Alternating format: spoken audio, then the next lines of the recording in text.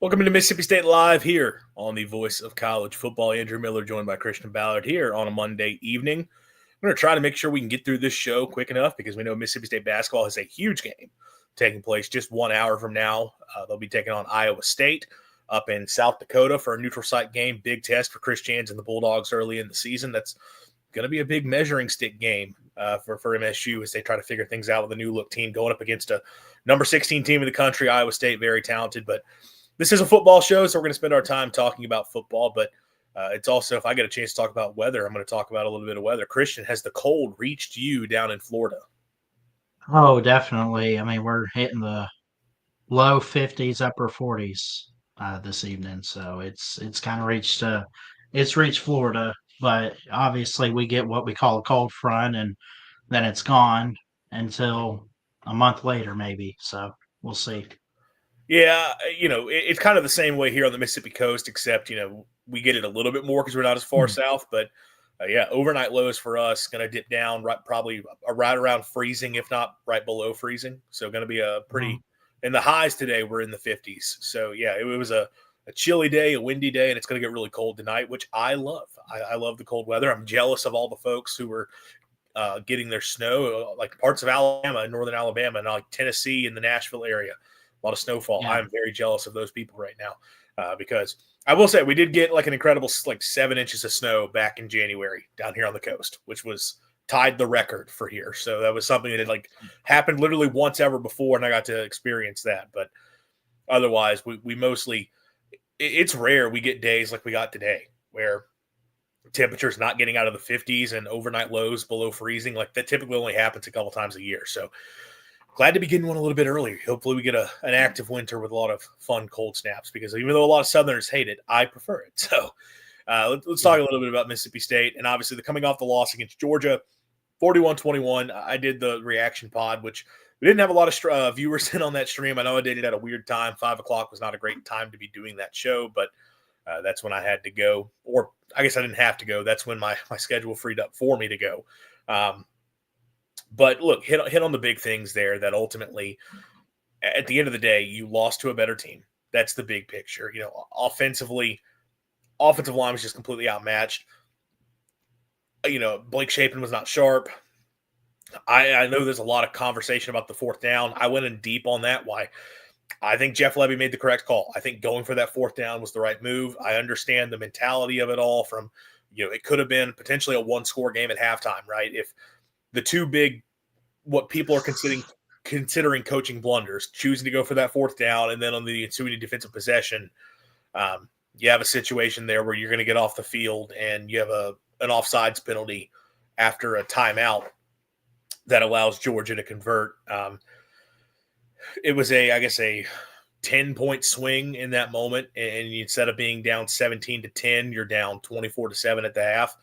And look, that could have been a whole big conversation, being down 10 touch at halftime. What does that do for your team mentally? But as I've gone into in depth, the mental side of it is not something I really care that much about. The reality was State's defense was just not getting stops in that game.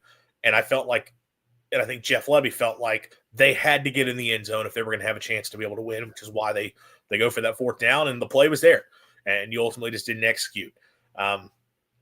Defensively, there was not much to say. I think they just got whipped. I know that I'm sure on film there's a lot of things they can point out, things that I didn't get into because I haven't gone and broken it down, but guys were out of position or whatever. But yeah, it was a rough day on defense. There is something to talk about, and then I'll get Christian's thoughts on the game in here just a sec. But Trey Clark brings up a really good comment because I didn't really get into this game. One thing not mentioned of how good was Kelly Jones. Yeah, Kelly Jones is fantastic. Georgia did target him in this game, and kind of as we've seen throughout the season, he was fully up for the challenge. I don't know if he allowed a reception in this game. Really locked down on the outside, and now you have Mel Kiper from ESPN in his most recent update on like NFL draft intel and just who are guys that are rising up the boards. He comes out and says he thinks Kelly Jones could be the top cornerback in this draft, which is something that I don't think any of us would have expected going into the season. It's really remarkable. Preseason consensus, biggest concern of the team was cornerback. We went into the year like, okay, you lost your top guy from a year ago, and Bryce Pollock transfers to Texas Tech.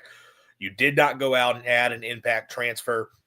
You've got guys who are very much unproven on the roster. You've got guys transferring in that we don't know if they're guys who are truly quality players. Do you even have one SEC caliber quarterback, much less two? That was the conversation.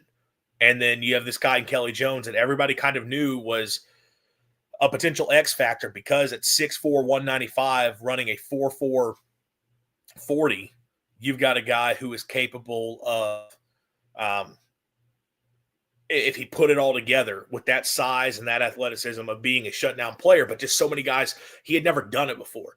And it was, this is a high school quarterback, right? And being able to make that happen.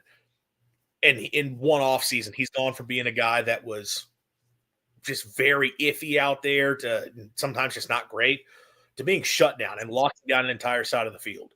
And that has been so big for this defense. And man, he's a guy that you wish you could continue to build around, and you wish, like, okay, next year you're looking at him as like a cornerstone piece of the defense. He's probably not going to be here next year, because at this point it sounds like if he continues these last two games on the path that he's on, that guy's going to hear his name called on the first night of the NFL draft, which would just continue what's a really strong lineage for MSU right now. Trey pointed out he also lined up with the slot man versus the best receiver and had a pass per cup. Yeah, he's gone in the slot a few times this year, so he's not just primarily playing outside. Now, I can't say this for sure because I haven't gone and looked at those individual plays.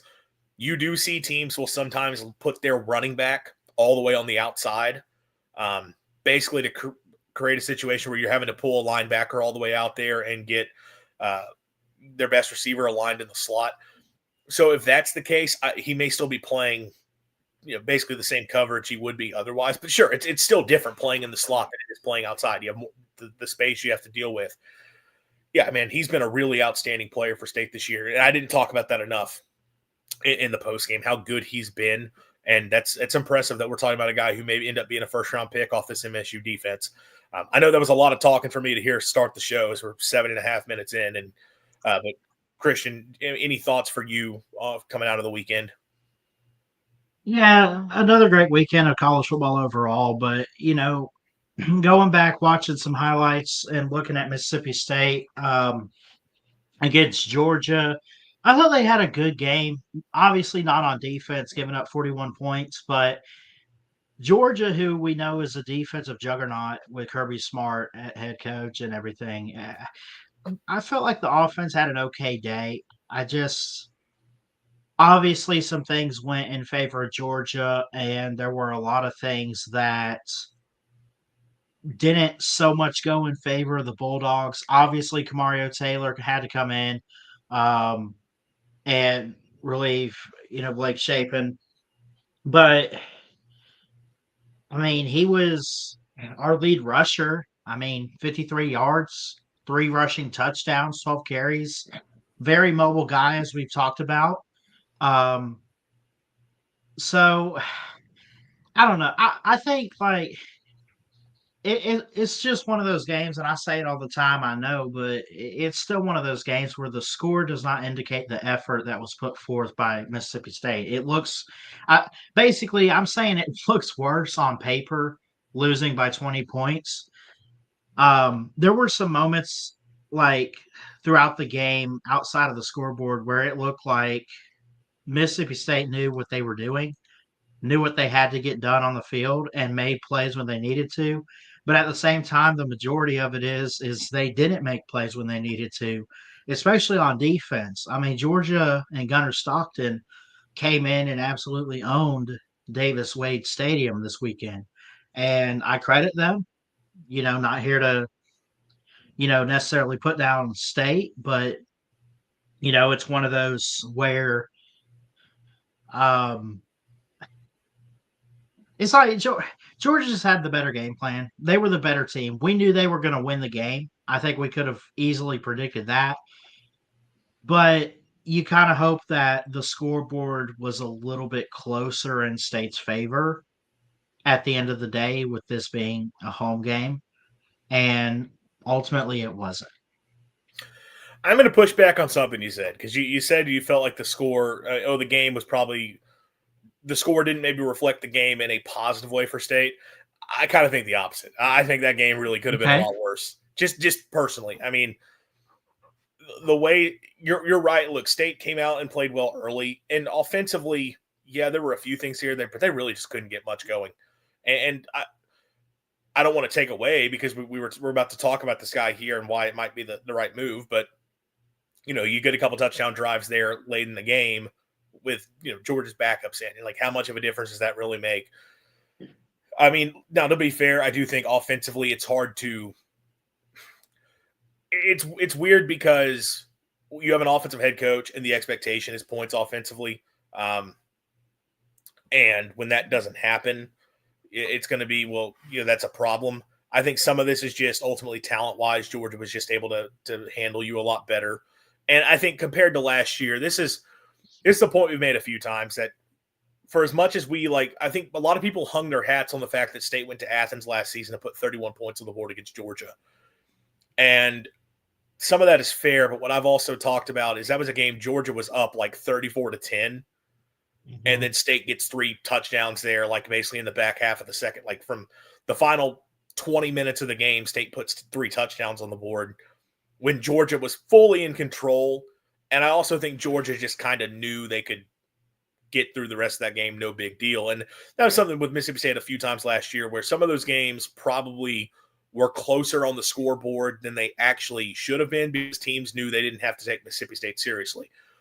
I think Georgia this year coming around, it was a deal of they understood, hey, this State team is not the same as last year. We have to go in and put the type of effort we need to, and they were frankly able to pummel. And it was more defense than anything else. Your defense just didn't have any sort of a shot whatsoever.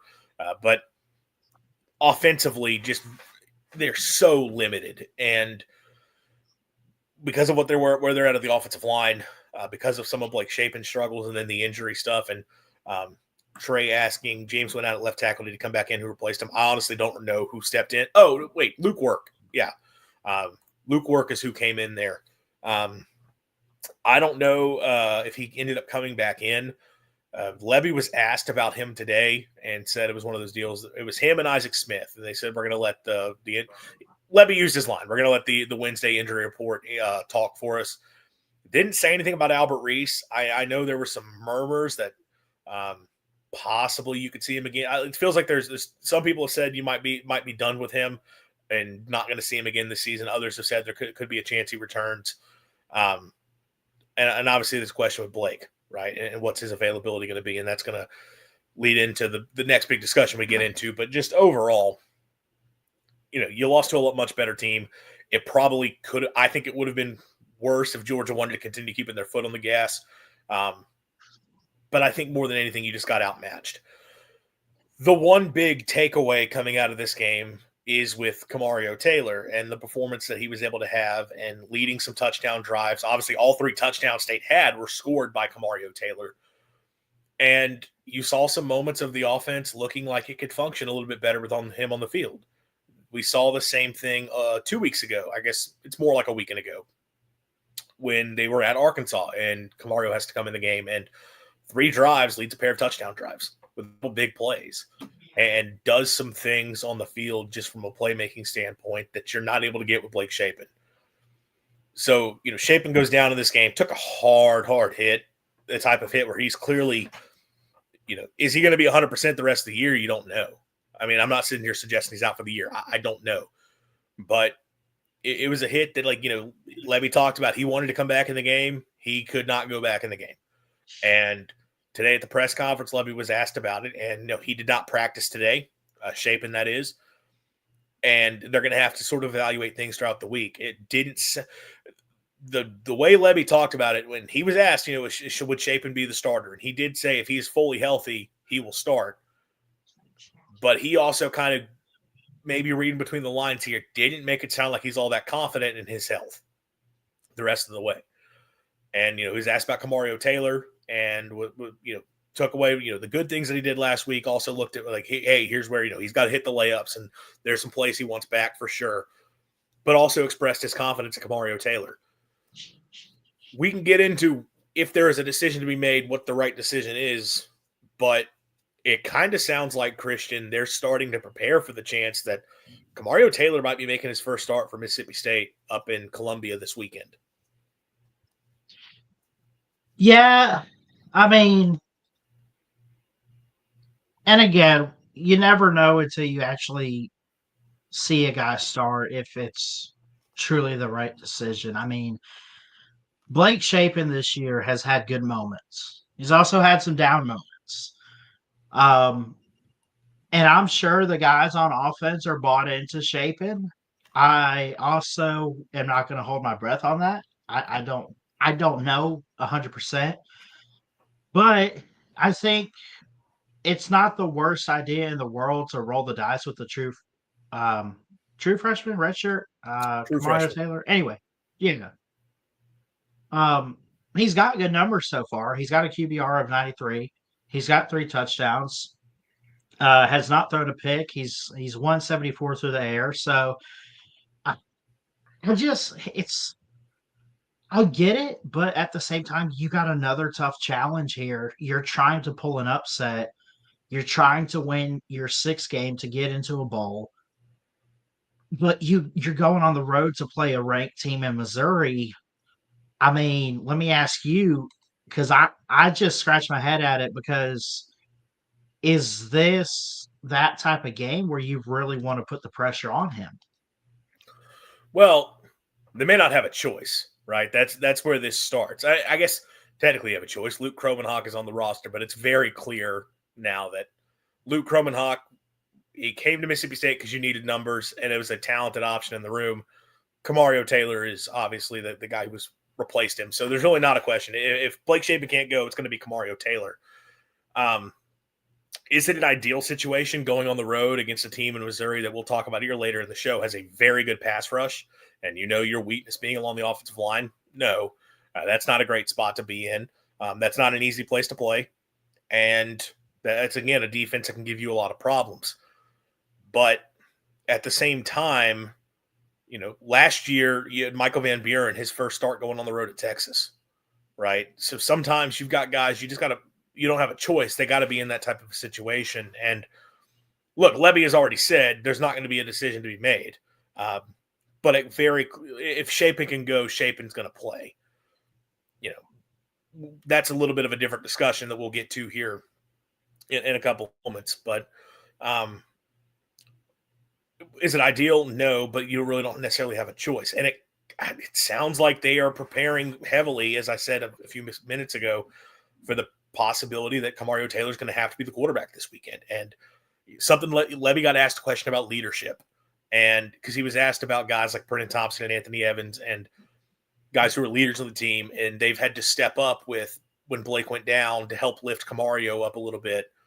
And like Levy went deep into talking about the leadership side, about how important that's going to be going into this game this weekend. And, you know, it could just be him speaking generally that its leadership is always important. They're going on the road against a good team, coming off a tough loss.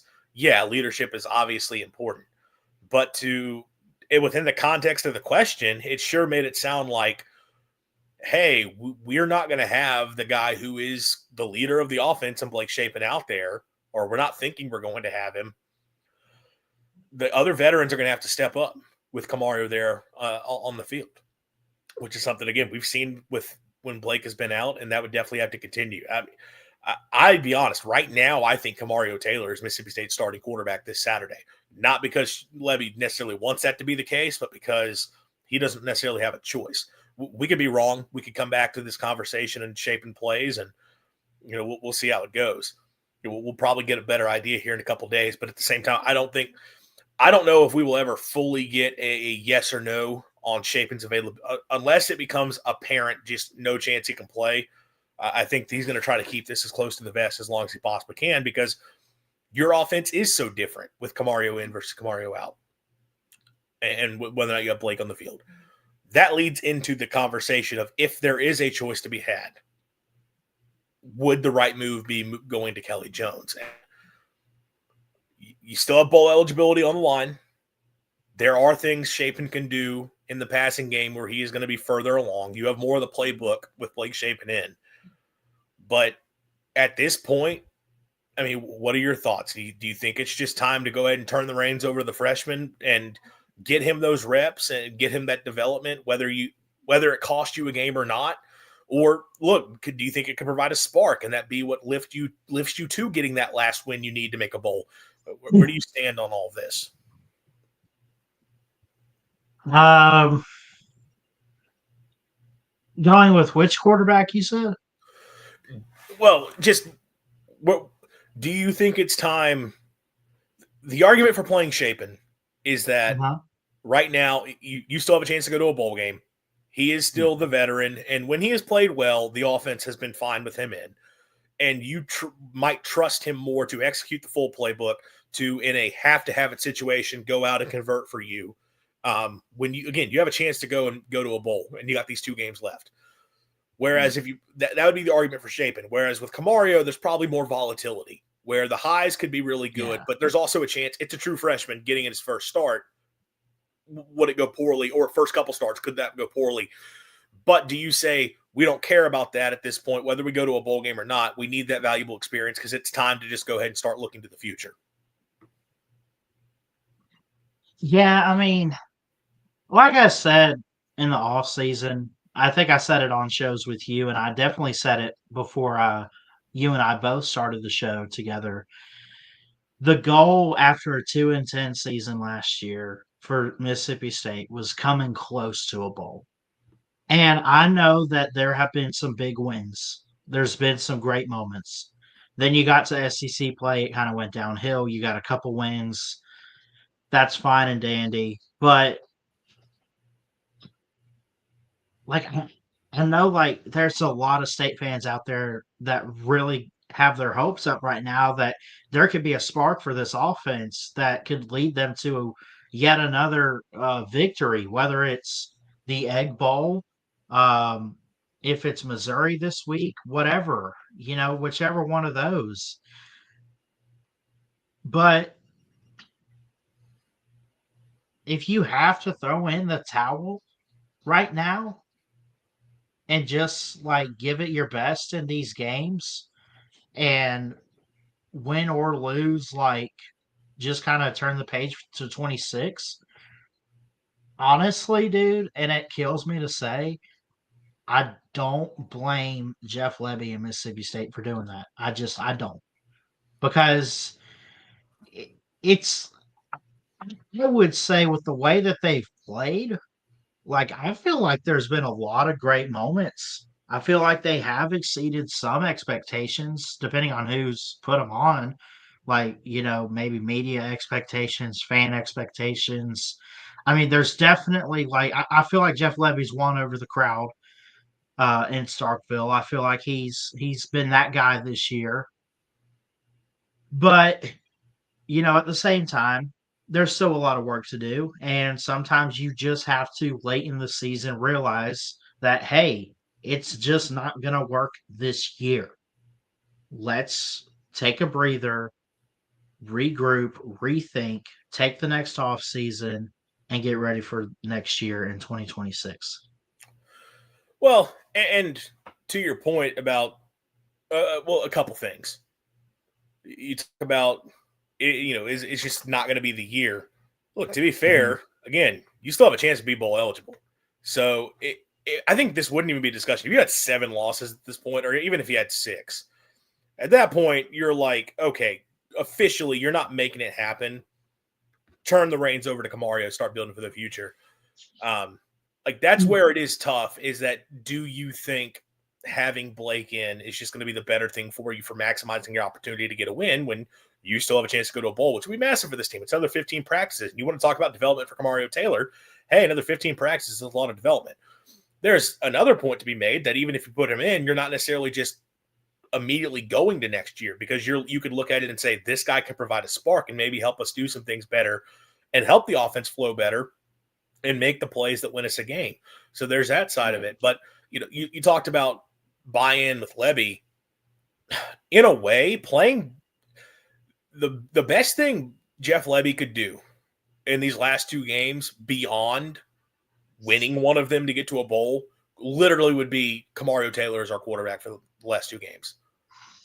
Because if you do that, even if you lose both games and you get blown out in both games, then it's everyone is when people would be upset. But I think everyone would say, hey, you turned the reins over to the kid. You turned it over to Kamario. Maybe we saw, all right, he just wasn't ready for it, the guy, but we got him that experience, and it's something we can work with moving forward. Or maybe he goes out and shows flashes, and maybe you lose the games, but you see the flashes of Kamario, and there's this excitement going to next year of like, we came up short this year, but we improved, and we've got this special quarterback to be able to build around for next season. If he's not the guy the last two games and it's shaping and you lose those games, there's going to be a lot of frustrations.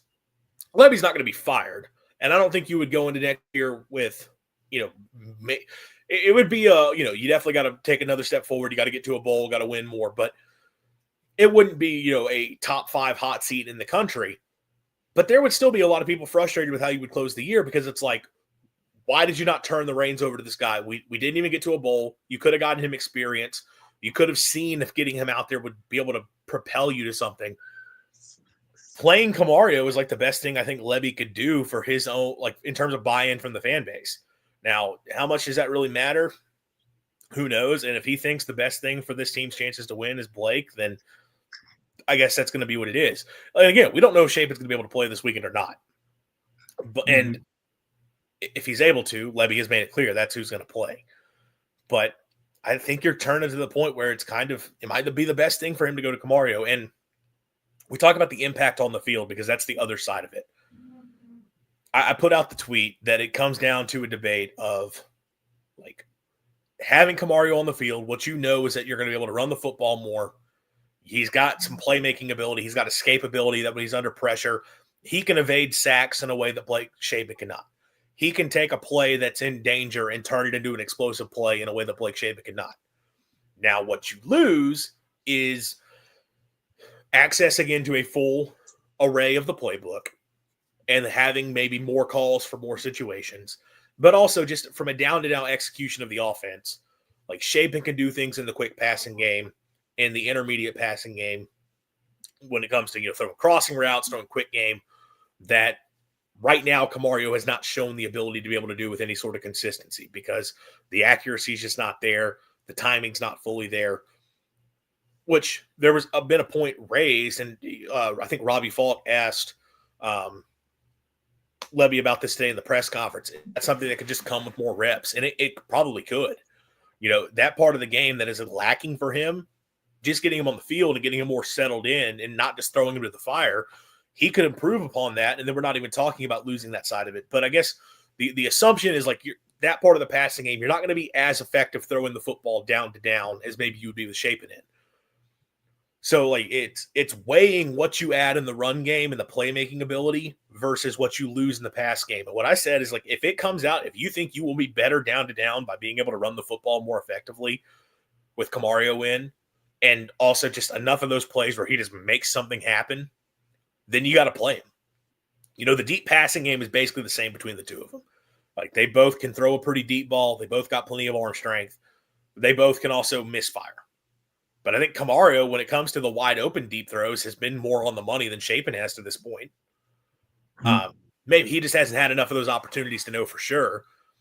But I mean, Kamario's had some downfield throws as well where he threw the ball and there's multiple defenders there, and it's like, all right, let's not do that. He hasn't thrown an interception yet, but he's gotten away with a few throws.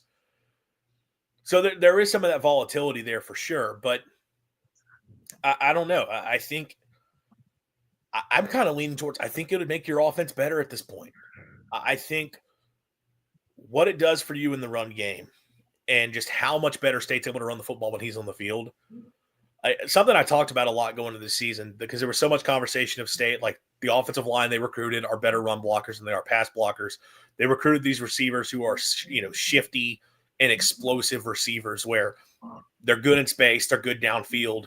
Maybe they're not as good, though, when it comes to, all the other aspects of receiving. And I think those guys have grown over the course of the season. I think Anthony Evans, Brendan Thompson have both been really good and have turned into complete receivers for MSU. But they're at their best, vertical down the field. They're at their best taking a quick screen and turning it upfield. Running those type of plays from like having those type of plays be what best maximizes your receivers better complements a dominant run game where you can continually churn and pick up yards between the tackles. and or even outside the tackles, whatever. Just churn up yards on the ground, and then we have the quick throws on the RPOs off of it. We have the vertical shots down the field off of it. And right now, State does not have that consistency in the run game because you have a quarterback in Blake Shapen that is just not a dual threat.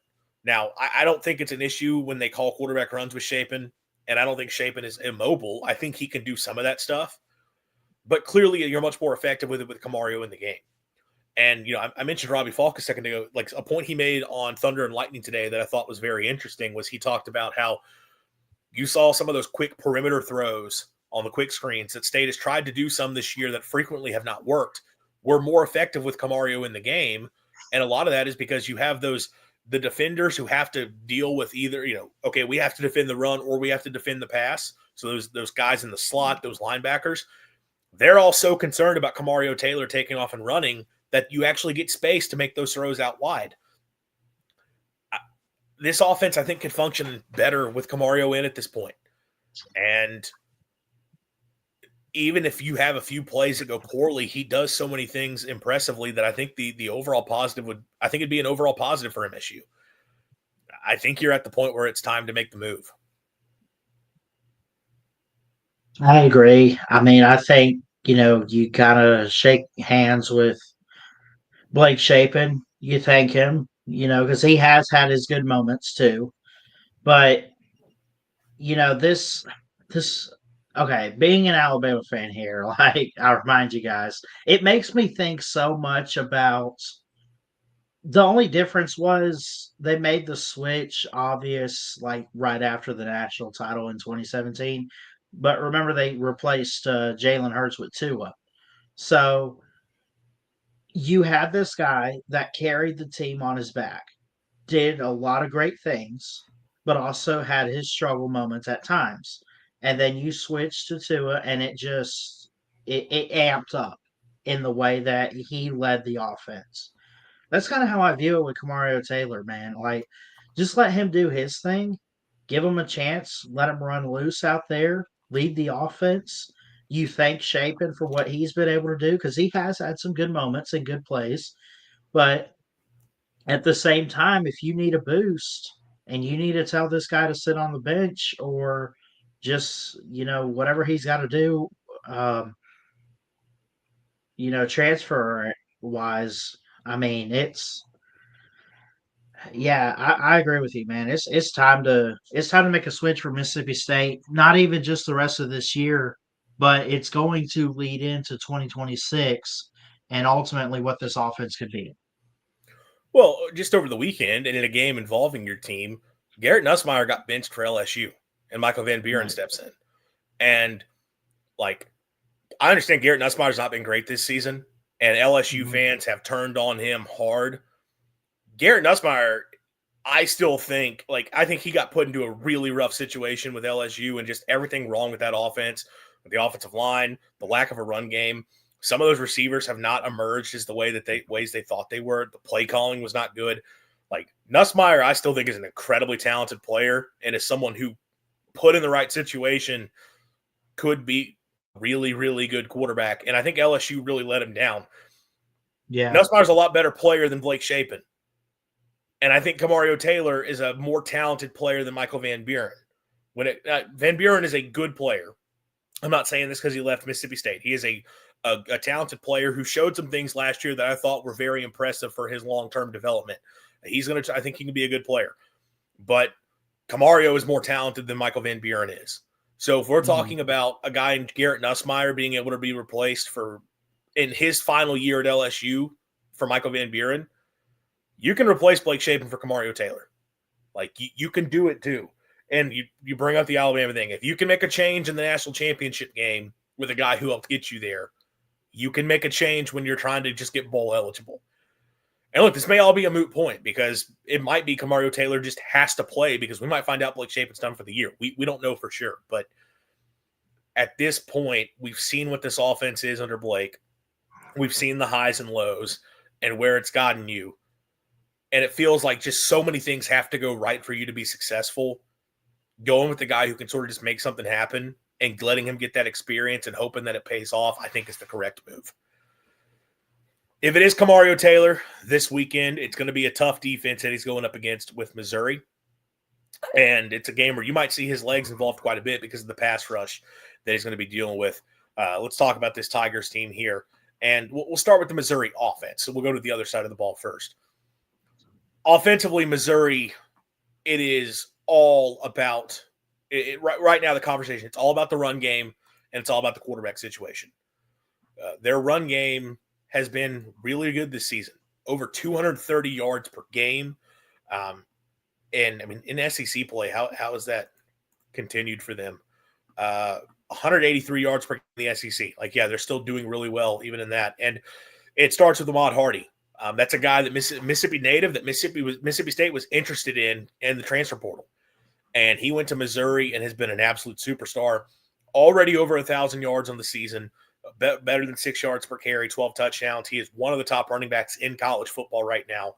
He does not go down on first contact. He is brilliant at running that outside zone scheme that Missouri loves to build around. That guy is an absolute terror to have to deal with, and he's not even the only good back they have. Jamal Roberts on the year, 538 yards, 6.5 a carry, 4 touchdowns. He has been very good as well. So this is a team that is outstanding at the running back position. And like I talked about, they run that outside zone really well. Outside runs and runs designed to get to the edge, including literally outside zone specifically, have given Mississippi State problems now over these last few weeks. Florida had success with it. Arkansas, Georgia. These teams are sort of starting to get to the edge against Mississippi State, and that is going to be a big challenge for this Bulldog defense. Now, what does change things for against Missouri is the quarterback situation, because they are on their third-string quarterback at this point with Matt Zollers in. That is because Bo Pirbula, who's the starter, got hurt a couple weeks ago against Vanderbilt. The guy who's the backup, I believe Sam Horn, was injured at the beginning of the season on a carry, was knocked out for the year. So they're on a third-string quarterback in Zollers, and he is not the same dual threat that Pirbula was. Pirbula, pretty good runner. So when you have him and you've got those two backs that you did, they were able to have a pretty formidable rushing attack. They still do, but they're not as dynamic with Pirbula off the field because Zollers, again, is just not the same type of a dual threat. You add in that in the receiving core, they got talent in the receiving core, but they're two guys who are Kevin Coleman, obviously a guy Mississippi State fans know well, and he's having a solid season there. Marcus Johnson, also pretty solid. Brett Norfleet, their tight end, did not play last week, but he's the leader with 5 touchdowns. He's a very talented player to deal with and could be a test for Mississippi State safeties if he's able to go in this game. There's some decent pieces in the receiving core, but the passing game from the quarterbacks have just been so limited. I mean, they're not great in pass protection either. They've given up 20 sacks on the season. This is a team that really everything they do hinges on being able to run the football, but it's gotten tougher again without Pirbula out, although they did have a really big game running the ball against Texas A&M. Mississippi State has had struggle stopping the run, specifically outside runs. But, Christian, it feels like State has to do everything in their power to stop the run if they're going to be able to stop this Missouri offense.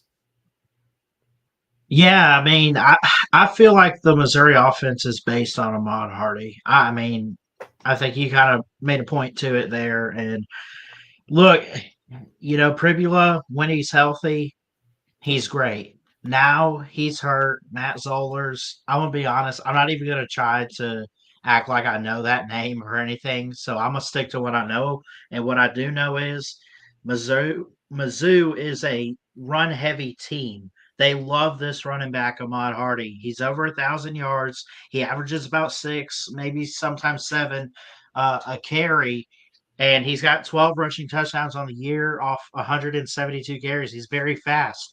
Once he gets going in a game, it's hard to like you gotta hope that he doesn't get off to a hot start, because once he gets off to a hot start, he's gone. And it's just no slowing him down. And I'm not saying that to just like pump sunshine or anything like that. Like, he really is that good. They have other weapons out there too. Kevin Coleman at wide receiver. Marquise Davis is another running back. Um, you got Marquise Johnson, who actually is who I'm thinking of, not necessarily Marquise Davis, although he's looked good at times behind Hardy. But anyway, Missouri has the weapons to take care of business against Mississippi State. Are they the team that started the season? No, they're not. I feel like there has been a little bit of regression with the offense. I also feel like you take Pribula out and they're not pedestrian. They don't look worse. They just don't look as dominant. So I feel like for state, it's for Mississippi State, it's like you're trying to prepare for this team this week. You got to feel a little comfortable that it's not your biggest test so far this season, although it is going to be one. Um, you have to make this new quarterback that they have, Matt Zollers. Um, you got to make him look pedestrian out there this week, and I feel like the defense, if they show up, they have a really good chance to do that. But then again, I've said that a couple different times on this show, previewing some different teams, and look where it's got us. I think it really you force Zollers to be the one who has to beat you. Mm-hmm.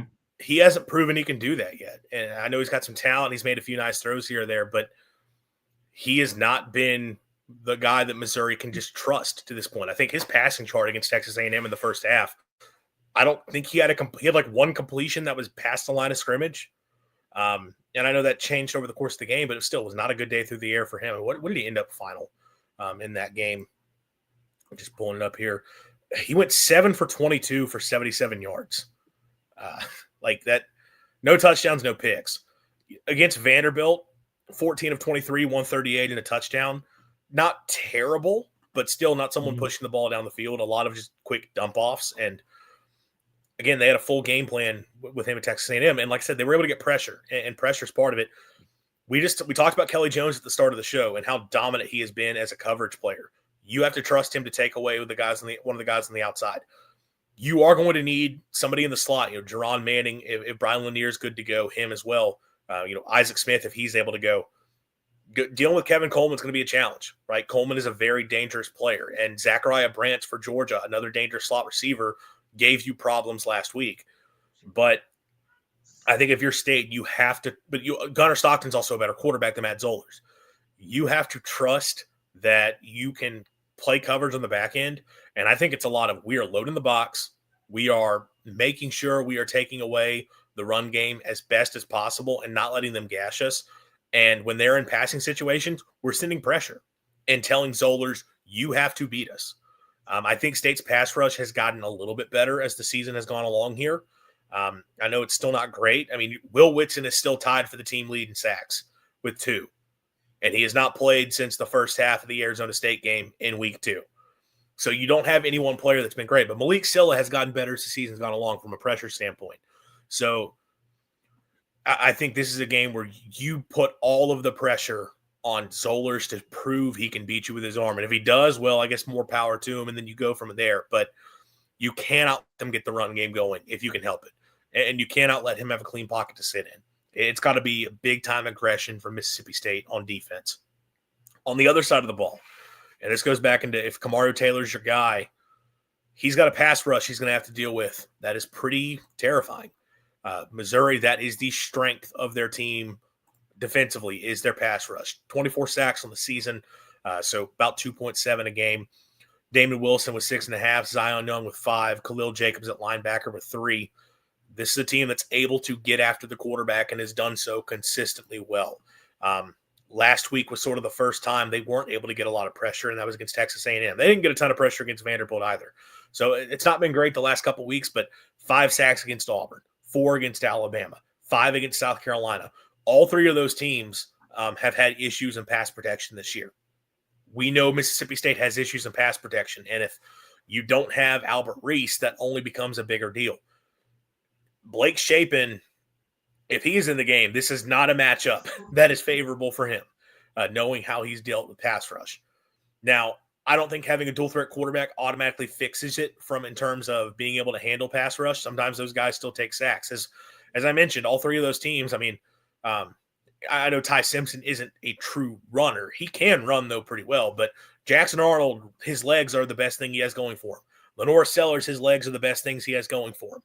Those guys were able – like South Carolina had 10 sacks – sorry, Missouri had 10 sacks in those two games. Those guys are going to be under – whoever's at quarterback is going to be under pressure. But what you hope for is that if it is Kamario Taylor, he can do something with his legs to escape a little bit and make some plays. Overall, though, Missouri has been a good defensive team on the season, giving up 19 points per game.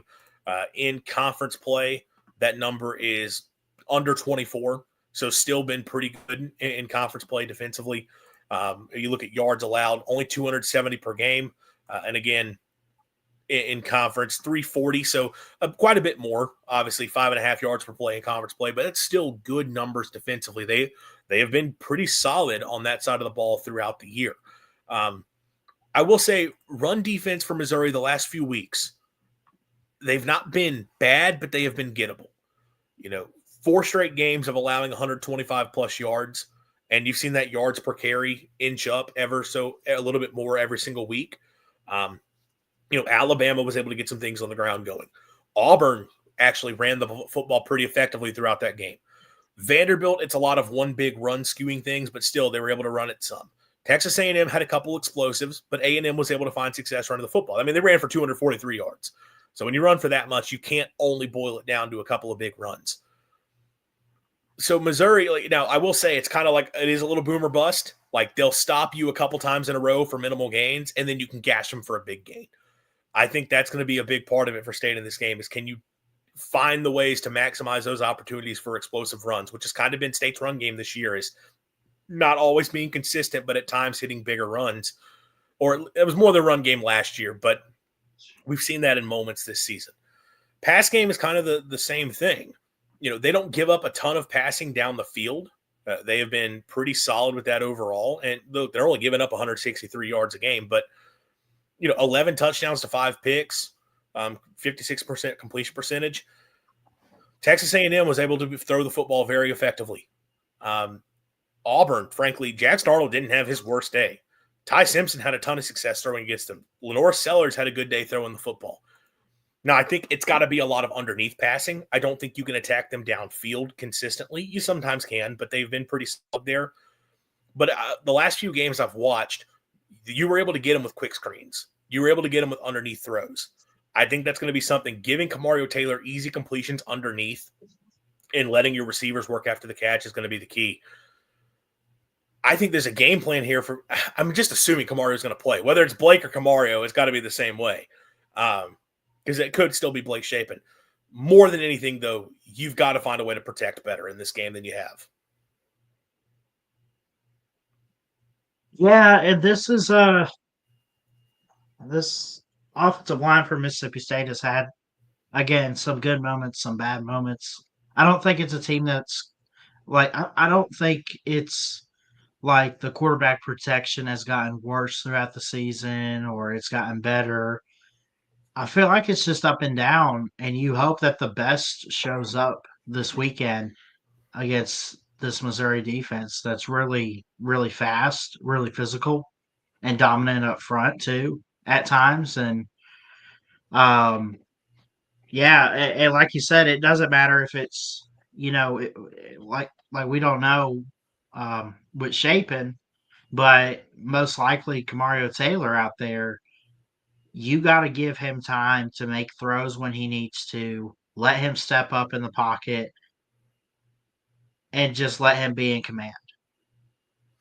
And look, I think whether it's Shapen or Taylor, it's kind of the same. So much like I think you're going to need to be able to run the football because you cannot just let this be a game where you're sitting back and throwing 30 plus times.